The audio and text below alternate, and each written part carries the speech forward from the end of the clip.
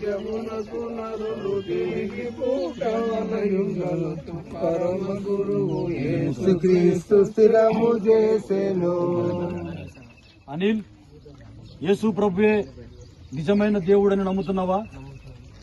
ఆ నిజమైన దేవుడు నా కొరకు ఈ లోకములో జన్మించి నా పాపముల నిమిత్తము మరణించి సమాధి చేయబడి తిరిగి లేచినటువంటి గొప్ప దేవుడని నమ్ముతున్నావా? ఆ దేవుని వలననే నాకు పాప క్షమాపణ రక్షణ నమ్ముతున్నావా? ఈ యేసు ప్రభు నిజమైన దేవుణ్ణి ఎంతకాలం నమ్ముకుంటావు?